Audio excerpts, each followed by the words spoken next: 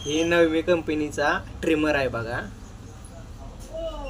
दिसतोय तुम्हाला. ही फक्त ना 999 रुपयाला. ह्याच्यात काय काय येतं, ही ट्रिमर एक मशीन, ही 5 mm ब्लेड एक येतं, ही एक येतं, ही 7 mm आणि ही 3 mm. ही 3 ह्याच्याबरोबर आपण पाहिजे त्या साईजनुसार आपण दाढी करू शकतो.